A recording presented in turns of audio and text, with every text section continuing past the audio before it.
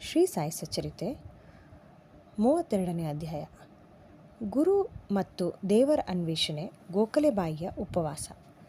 ಸಾಯಿಬಾಬಾ ಅವರು ಒಂದು ಕಾಡಿನಲ್ಲಿ ತಮ್ಮ ಗುರುವಿನಿಂದ ಹೇಗೆ ಪರಮಾತ್ಮನ ಸಾಕ್ಷಾತ್ಕಾರ ಪಡೆದರು ಮತ್ತು ಗೋಖಲೆಯವರ ಉಪವಾಸ ವ್ರತವನ್ನು ಹೇಗೆ ಮುರಿದರು ಎಂಬುದನ್ನು ಹೇಮಾಡಪಂತರು ಇಲ್ಲಿ ವಿವರಿಸುತ್ತಾರೆ.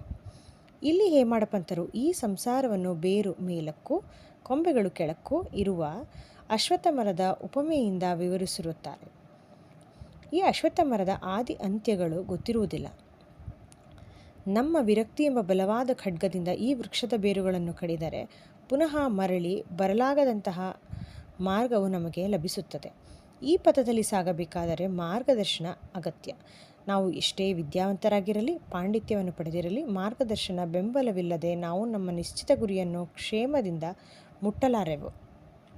ಸರಿಯಾದ ಮಾರ್ಗ ತೋರಿಸುವ ಮಾರ್ಗದರ್ಶಕನಿದ್ದರೆ ಪ್ರಯಾಣವು ಸುಗಮವಾಗುತ್ತದೆ. ಬಾಬಾ ಅವರೇ ಹೇಳಿದ ಅವರ ಸ್ವಂತ ಅನುಭವವು ಆಶ್ಚರ್ಯಕರವಾಗಿದೆ. ಇದನ್ನು ಭಕ್ತಿ ಶ್ರದ್ಧೆಯಿಂದ ಕೇಳುವವರಿಗೆ ಮುಕ್ತಿ ಮಾರ್ಗ ದೊರೆಯುತ್ತದೆ. ಅನ್ವೇಷಣೆ. ಒಮ್ಮೆ ನಾವು 4 ಧಾರ್ಮಿಕ ಗ್ರಂಥಗಳನ್ನು ಅಭ್ಯಾಸ ಮಾಡುತ್ತಿದ್ದೆವು. ಇದರಿಂದ ಜ್ಞಾನ ಉಂಟಾಗಿ ಬ್ರಹ್ಮನನ್ನು ಕುರಿತು ಚರ್ಚೆ ಆರಂಭಿಸಿದೆವು.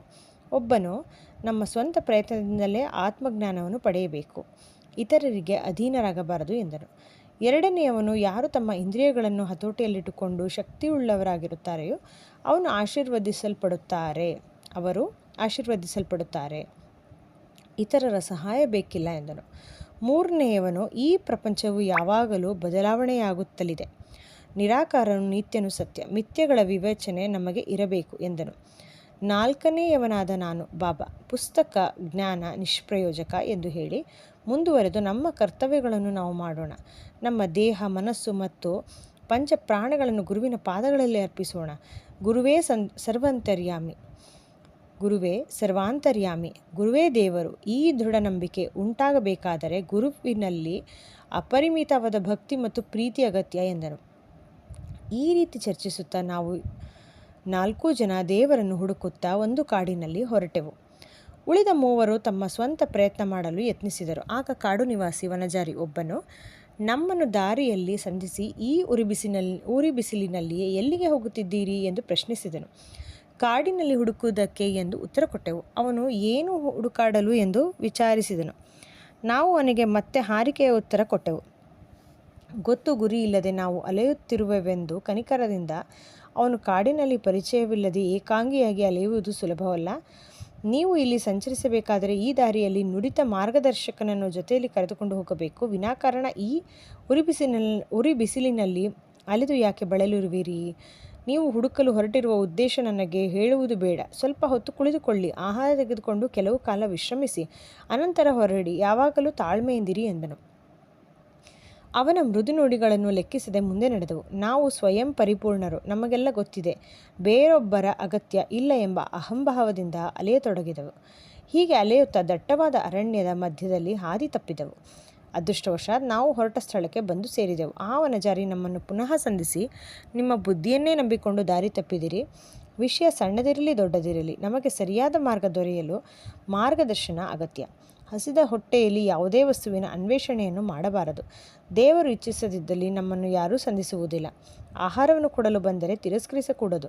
ಬಡಿಸಿದ ಅನ್ನವನ್ನು ಬಿಸಾಟಬಾರದು.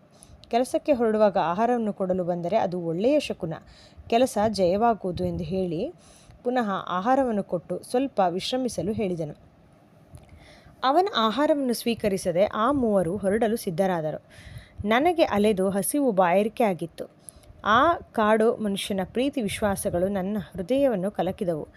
ಮನಸ್ಸು ಕರಗಿತು. ಅವನು ಕೀಳು ಮಟ್ಟದ ಜಾತಿಗೆ ಸೇರಿದವನಾದರೂ ಸಹ ಅವನ ಹೃದಯದಲ್ಲಿ ಪ್ರೀತಿ ವಿಶ್ವಾಸಗಳಿದ್ದವು. ನಾನು ಅವನ ಆಹಾರವನ್ನು ಸ್ವೀಕರಿಸಿದೆನು, ನೀರು ಕುಡಿದೆನು. ಆಗ ಜ್ಞಾನೋದಯದ ನಾಂದಿಯಾಯಿತು. ಆಗ ಗುರುವು ನನ್ನ ಮುಂದೆ ನಿಂತು, ಏನು ಚರ್ಚೆ ನಡೆಯಿತು ಎಂದು ಕೇಳಿದರು. ನಡೆದುದೆಲ್ಲವನ್ನೂ ಅವರಿಗೆ ನಾನು ವಿವರಿಸಿದೆ. ಆಗ ಅವರು, ನಿನಗೆ ನನ್ನೊಡನೆ ಬರಲು ಇಷ್ಟವಿದ್ದರೆ ನಿನಗೆ ಬೇಕಾದುದನ್ನು ತೋರಿಸುತ್ತೇನೆ.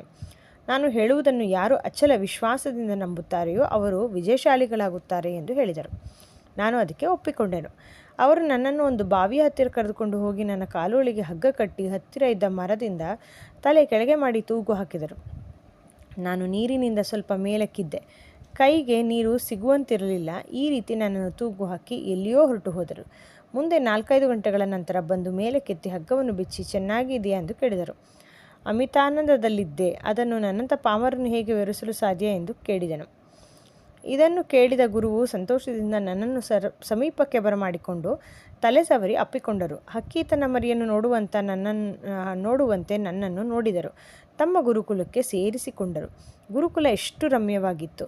ಅಲ್ಲಿರುವಾಗ ನಾನು ನನ್ನ ಮಾತಾಪಿತರನ್ನು ಮರೆತೆನು. ಮೋಹ ಮಮತೆಗಳು ದೂರವಾದವು. ಮುಕ್ತನಾದೆನು. ಯಾವಾಗಲೂ ಅವರೊಡನೆ ಇದ್ದು ಗುರುವಿನ ಅನನ್ಯ ಅವಧಾನಗಳನ್ನು ಆಚರಿಸತೊಡಗಿದೆ. ನನ್ನ ಗುರುವೇ ನನಗೆ ತಾಯಿ, ತಂದೆ ಮತ್ತು ಬಳಗ. ಸರ್ವಸ್ವವೂ ಅವರೇ. ಸಮಸ್ತ ಇಂದ್ರಿಯಗಳು ತಮ್ಮ ಸ್ಥಳವನ್ನು ಬಿಟ್ಟು ನನ್ನ ನೇತ್ರಗಳಲ್ಲಿ ಒಂದುಗೂಡಿ ನನ್ನ ದೃಷ್ಟಿಯು ಗುರುವಿನಲ್ಲಿ ನೆಲೆಗೊಳ್ಳುವಂತೆ ಆಯಿತು. ಆ ರೀತಿ ಗುರುವೇ ನನ್ನ ಧ್ಯಾನದ ವಸ್ತುವಾದರು. ಬೇರೆ ಥರದ ಅನೇಕ ಶಾಲೆಗಳಿವೆ. ಶಿಷ್ಯರು ಅಲ್ಲಿಗೆ ಜ್ಞಾನ ಸಂಪಾದನೆಗೋಸ್ಕರ ಹೋಗಿ ಹಣವನ್ನು ವೆಚ್ಚ ಮಾಡಿ ಕೊನೆಗೆ ನಿರಾಶರಾಗುತ್ತಾರೆ. ಅಲ್ಲಿ ಗುರುವು ತನ್ನ ಜ್ಞಾನವನ್ನು ಪ್ರಶಂಸೆ ಮಾಡಿಕೊಳ್ಳುತ್ತಾನೆ. ತಮ್ಮ ಘನತೆಯನ್ನು ತಾನೇ ಹೊಗಳಿಕೊಳ್ಳುತ್ತಾನೆ. ಎಲ್ಲವೂ ತೋರಿಕೆ ಮಾತ್ರ. ಅವನ ಹೃದಯವು ಮಾತ್ರ ಮೃದುವಾಗಿರುವುದಿಲ್ಲ. ಶಿಷ್ಯರ ಮುಂದೆ ಆತ್ಮ ಪ್ರಶಂಸೆ ಮಾಡಿಕೊಂಡು ಅವರ ಹೃದಯವನ್ನು ಆಕರ್ಷಿಸಲು ಪ್ರಯತ್ನ ಪಡುತ್ತಾನೆ. ಆದರೆ ಅದು ಶಿಷ್ಯರಿಗೆ ಉಪಯೋಗವಿಲ್ಲ. ಆತ್ಮಜ್ಞಾನದ ದೃಷ್ಟಿಯಿಂದ ಅವನಲ್ಲಿ ಯಾವ ಸತ್ವವೂ ಇರುವುದಿಲ್ಲ. ಇಂತಹ ಶಾಲೆಗಳಿಂದ ಶಿಷ್ಯರಿಗೆ ಆಗುವ ಪ್ರಯೋಜನವಾದರೂ ಏನು? ಆದರೆ ಈ ಹಿಂದೆ ತಿಳಿಸಿದ ಗುರುವಿನ ವಿಷಯವೇ ಬೇರೆ. ಅವರು ಅದ್ವಿತೀಯ ಗುಣದ ವ್ಯಕ್ತಿ. ಅವರ ದಯೆಯಿಂದ ಜ್ಞಾನವು ತನಗೆ ತಾನಾಗಿಯೇ ಲಭಿಸುತ್ತದೆ. ಈ 4 ಜನಗಳಲ್ಲಿ ಒಬ್ಬ ಕೆಲವು ಧಾರ್ಮಿಕ ವಿಧಿಗಳನ್ನು ಹೇಗೆ ಆಚರಿಸಬೇಕೆಂಬುದನ್ನು ಅರಿತವನಿದ್ದ. ಇನ್ನೊಬ್ಬನು ಜ್ಞಾನವನ್ನು ಪಡೆದಿರುವನೆಂಬ ಅಹಂಭಾವ ಇದ್ದವನಾಗಿದ್ದ. ಮೂರನೆಯವ ಪರಮಾತ್ಮನೇ ಸರ್ವ ಕ್ರಿಯಾತ್ಮಕನು ಎಂದು ನಂಬಿದ್ದ. ಅವರು ಚರ್ಚೆ ಮಾಡುತ್ತಿದ್ದಾಗ ಪರಮಾತ್ಮನ ಪ್ರಶ್ನೆ ಉದ್ಭವಿಸಿ ಅವರು ದೇವರ ಅನ್ವೇಷಣೆಗೆ ತೊಡಗಿದರು. ವಿವೇಕಶಾಲಿಯೂ ವಿಚಾರಪರರೂ ಆದ ಅವತಾರ ರೂಪಿ ಸಾಯಿಬಾಬಾ 4ನೆಯವರು. ಅವರೇ ಸ್ವತಃ ಬ್ರಹ್ಮನ ಅವತಾರ ರೂಪಿಯಾಗಿದ್ದರೂ ಇತರರೊಡನೆ ಸೇರಿ ಹಾಗೆ ಏಕೆ ವರ್ತಿಸಿದರೆಂದು ಕೆಲವರು ಕೇಳಬಹುದು. ಅದಕ್ಕೆ ಬಾಬಾ ಅವರು ಜನಸಾಮಾನ್ಯರ ಕಲ್ಯಾಣಕ್ಕಾಗಿ ಮತ್ತು ಅವರಿಗೆ ಪಾಠ ಕಲಿಸುವುದಕ್ಕಾಗಿ ಈ ರೀತಿ ಮಾಡಿದರೆಂದು ಹೇಳಬಹುದು. ಅವರೇ ಅವತಾರ ರೂಪಿಯಾಗಿ ಕೆಳಮಟ್ಟದ ವನಜಾರಿಯ ಆದರಾತಿಥ್ಯವನ್ನು ಸ್ವೀಕರಿಸಿ ಆಹಾರವನ್ನು ಬ್ರಹ್ಮನೆಂದು ಬಗೆದು ಊಟ ಮಾಡಿದರು. ಆ ವನಜಾರಿಯು ಆದರಾತಿಥ್ಯವನ್ನು ಸ್ವೀಕರಿಸದೆ ಹೋದ 3 ಹೇಗೆ ಕಷ್ಟಪಟ್ಟರು ಎಂಬುದನ್ನು ತಿಳಿಯಪಡಿಸಿದ್ದಾರೆ. ಗುರುವಿನ ಸಹಾಯವಿಲ್ಲದೆ ಜ್ಞಾನಾರ್ಜನೆ ಮಾಡಲು ಅಸಾಧ್ಯವೆಂದು ಕಾರ್ಯರೂಪದಲ್ಲಿ ತೋರಿಸಿದ್ದಾರೆ. ತಾಯಿ, ತಂದೆ ಮತ್ತು ಪರಮಾತ್ಮನನ್ನು ಪೂಜಿಸಿ ಗೌರವಿಸಬೇಕೆಂದು, ಧಾರ್ಮಿಕ ಗ್ರಂಥಗಳ ಪಠನ ಮಾಡಬೇಕೆಂದು ಶ್ರುತಿಯಲ್ಲಿ ಹೇಳಿದೆ. ಮನಃಶುದ್ಧಿಯನ್ನು ಹೊಂದಿದರೆ ಮಾತ್ರ ಆತ್ಮಜ್ಞಾನ ದೊರಕುತ್ತದೆ. ಇಂದ್ರಿಯಗಳಾಗಲಿ ಮನಸ್ಸಾಗಲಿ ಬುದ್ಧಿಯಾಗಲಿ ಆತ್ಮವನ್ನು ಸಂಧಿಸಲಾರವು. ಅದಕ್ಕೆ ಗುರುವಿನ ದಯೆ ಅತ್ಯಗತ್ಯ. ವಿಷಯದ ವಸ್ತುಗಳಾದ ಧರ್ಮ, ಅರ್ಥ, ಕಾಮ ಇವುಗಳನ್ನು ನಾನು ನಮ್ಮ ಸ್ವಪ್ರಯತ್ನದಿಂದ ಹೊಂದಬಹುದು. ಆದರೆ ಮೋಕ್ಷವನ್ನು ಪಡೆಯಲು ಗುರುವಿನ ಸಹಾಯ ಅತ್ಯಗತ್ಯ. ಬಾಬಾರವರ ದರ್ಬಾರಿನಲ್ಲಿ ಅನೇಕರು ಬಂದು ತಮ್ಮ ಪಾತ್ರವನ್ನು ವಹಿಸಿದರು. ಜ್ಯೋತಿಷಿಗಳು ಬಂದು ಭವಿಷ್ಯ ನುಡಿಯುತ್ತಿದ್ದರು. ಅಧಿಕಾರಿಗಳು, ಕುಲೀನರು, ಸಾಮಾನ್ಯರು, ಸನ್ಯಾಸಿಗಳು, ಯೋಗಿಗಳು, ಬಡವರು, ಸಂಗೀತಗಾರರು ಬಾಬಾರವರ ದರ್ಶನಕ್ಕಾಗಿ ಬರುತ್ತಿದ್ದರು. ಅಲ್ಲದೆ ಕುರುಡರು, ಕುಂಟರು, ನಾಟಕದವರು ಕೂಡ ಬಂದು ಬಾಬಾ ಅವರ ಅನುಗ್ರಹ ಪಡೆದು ಕೃತಾರ್ಥರಾಗುತ್ತಿದ್ದರು. ಗೋಖಲೆಯವರ ಉಪವಾಸ. ಬಾಬಾ ಎಂದೂ ಉಪವಾಸ ಮಾಡುತ್ತಿರಲಿಲ್ಲ. ಇತರರನ್ನು ಸಹ ಉಪವಾಸ ಮಾಡಲು ಬಿಡುತ್ತಿರಲಿಲ್ಲ. ಉಪವಾಸ ಮಾಡುವವನ ಮನಸ್ಸು ನೆಮ್ಮದಿಯಿಂದ ಇರುವುದಿಲ್ಲ. ಆದ್ದರಿಂದ ಅವನು ಪಾರಮಾರ್ಥಿಕ ಜ್ಞಾನವನ್ನು ಪಡೆಯುವುದು ಹೇಗೆ ತಾನೇ ಸಾಧ್ಯ? ಬರಿಯ ಹೊಟ್ಟೆಯಲ್ಲಿದ್ದರೆ ಪರಮಾತ್ಮನ ಸಾಕ್ಷಾತ್ಕಾರವಾಗಲಾರದು. ಆತ್ಮವನ್ನು ಮೊದಲು ತೃಪ್ತಿಪಡಿಸಬೇಕು. ಆಹಾರದ ಅಂಶವು ಸ್ವಲ್ಪ ಮಟ್ಟಿಗಾದರೂ ಉದರದಲ್ಲಿಲ್ಲದಿದ್ದರೆ ನಾವು ಯಾವ ನೇತ್ರಗಳಿಂದ ಪರಮಾತ್ಮನನ್ನು ನೋಡಬೇಕು? ಯಾವ ನಾಲಿಗೆಯಿಂದ ಅವನ ಗುಣಗಳನ್ನು ಹೊಗಳಬೇಕು? ಯಾವ ಕರ್ಣಗಳಿಂದ ಅವನ ಗುಣ ಕೀರ್ತನೆಯನ್ನು ಆಲಿಸಬೇಕು? ಸಂಕ್ಷಿಪ್ತವಾಗಿ ಹೇಳುವುದಾದರೆ, ನಮ್ಮ ಸರ್ವ ಅವಯವಗಳಿಗೆ ತಕ್ಕ ಆಹಾರ ದೊರೆತು ಅವು ತೃಪ್ತಿಯಿಂದಿದ್ದಾಗ ಮಾತ್ರ ಪರಮಾತ್ಮನನ್ನು ಕೂಡಲು ಅವಶ್ಯಕವಾದ ಭಕ್ತಿ ಮತ್ತು ಇತರ ಮಾರ್ಗಗಳನ್ನು ಅನುಸರಿಸಬಹುದು. ಆದುದರಿಂದ ಉಪವಾಸ ಮಾಡುವುದಾಗಲಿ ಅತಿಯಾಗಿ ತಿನ್ನುವುದಾಗಲಿ ಒಳ್ಳೆಯದಲ್ಲ. ಆಹಾರದಲ್ಲಿ ಸಂಯಮವಿದ್ದರೆ ದೇಹಕ್ಕೂ ಒಳ್ಳೆಯದು, ಮನಸ್ಸಿಗೂ ಒಳ್ಳೆಯದು. ಶ್ರೀಮತಿ ಗೋಖಲೆಯವರು ಬಾಬಾ ಭಕ್ತರಾದ ಕಾಶಿಬಾಯಿ ಕಾಂಟ್ಕರ ಅವರಿಂದ ಪರಿಚಯ ಪತ್ರ ಪಡೆದು ಶಿರಡಿಗೆ ಬಂದರು. ಬಾಬಾ ಅವರ ಮುಂದೆ 3 ದಿನ ಉಪವಾಸ ಮಾಡಬೇಕೆಂದು ಅವರ ನಿರ್ಧಾರ. ಇದಕ್ಕೆ ಹಿಂದಿನ ದಿನ ಬಾಬಾ ದಾದಾ ಕೇಳಕರ ಅವರನ್ನು ಕುರಿತು, ಹೋಳಿ ದಿನದಂದು ನಾನು ನನ್ನ ಮಕ್ಕಳನ್ನು ಉಪವಾಸ ಮಾಡಲು ಬಿಡುವುದಿಲ್ಲ. ಹಾಗೆ ಅವರು ಉಪವಾಸ ಮಾಡುವುದಾದರೆ ನಾನು ಏಕೆ ಇಲ್ಲಿರಬೇಕು ಎಂದು ಕೇಳಿದ್ದರು. ಮರುದಿನ ಶ್ರೀಮತಿ ಗೋಖಲೆಯವರು ಬಾಬಾ ಕೇಳಕರ ಅವರ ಸಂಗಡ ಬಾಬಾ ಅವರ ಬಳಿಗೆ ಹೋಗಿ ನಿಂತಾಗ ಅವರು, ಉಪವಾಸ ಮಾಡಬೇಕಾದ ಅಗತ್ಯವಿಲ್ಲ. ದಾದಾ ಅವರ ಮನೆಗೆ ಹೋಗಿ ಹೂರ್ಣದ ಹೋಳಿಗೆಯನ್ನು ಮಾಡಿ ಮಕ್ಕಳಿಗೂ ಕೊಟ್ಟು ನೀನೂ ಸಹ ಊಟ ಮಾಡು ಎಂದರು. ಹುಣ್ಣಿಮೆ ದಿನ ಆಗಲೇ ಪ್ರಾರಂಭವಾಗಿದ್ದವು. ದಾದಾ ಅವರ ಪತ್ನಿಯು ಅಸ್ಪರ್ಶವಾಗಿ ಮನೆಗೆ ಅಡಿಗೆ ಮಾಡಲು ಯಾರೂ ಇರಲಿಲ್ಲ. ಬಾಬಾ ಅವರ ಮಡಿ ಸಮಯೋಚಿತವಾಗಿದ್ದಿತು. ಶ್ರೀಮತಿ ಗೋಖಲೆಯವರು ಅವರ ಮನೆಗೆ ಹೋಗಿ ಅಡುಗೆ ತಯಾರಿಸಿ ಎಲ್ಲರೊಡನೆ ತಾವು ಊಟ ಮಾಡಿದರು. ಬಾಬಾ ತಮ್ಮ ಬಾಲ್ಯ ಜೀವನದ ಬಗ್ಗೆ ಈ ರೀತಿ ಹೇಳಿರುತ್ತಾರೆ. ನಾನಿನ್ನೂ ಚಿಕ್ಕವನಾಗಿದ್ದೆ. ಉದರ ನಿರ್ವಹಣೆಗೆ ಕೆಲಸ ಹುಡುಕುತ್ತಾ ಬೀಡಗಾಂವಕ್ಕೆ ಹೋದೆ. ಅಲ್ಲಿ ನನಗೊಂದು ಕೆಲಸ ದೊರಕಿತು. ಬಹಳ ಕಷ್ಟಪಟ್ಟು ಕೆಲಸ ಮಾಡಿದೆ. ಮಾಲಕ ನನ್ನ ಕೆಲಸವನ್ನು ಮೆಚ್ಚಿದನು. ನನ್ನೊಡನೆ ಇನ್ನೂ 3 ಕೆಲಸ ಮಾಡುತ್ತಿದ್ದರು. ಒಬ್ಬನಿಗೆ 50 ರು, ಇನ್ನೊಬ್ಬನಿಗೆ 100 ರು, ಮೂರನೆಯವರಿಗೆ 150 ರು ಸಂಬಳ ಕೊಡುತ್ತಿದ್ದರು. ನನಗೆ ಇದೆಲ್ಲದರ ಎರಡರಷ್ಟು ಕೊಟ್ಟರು. ನನ್ನ ಬುದ್ಧಿವಂತಿಕೆಗೆ ಮತ್ತು ದಕ್ಷತೆಯನ್ನು ನೋಡಿ ಮಾಲಕ ಪ್ರೀತಿಯಿಂದ ನನಗೆ ಬಟ್ಟೆ, ಪೇಟ, ಒಂದು ಶಲ್ಯ ಇವುಗಳನ್ನು ಬಹುಮಾನವಾಗಿ ಕೊಟ್ಟರು. ಆದರೆ ನಾನು ಅವುಗಳನ್ನು ಉಪಯೋಗಿಸದೆ ಹಾಗೇ ಇಟ್ಟನು.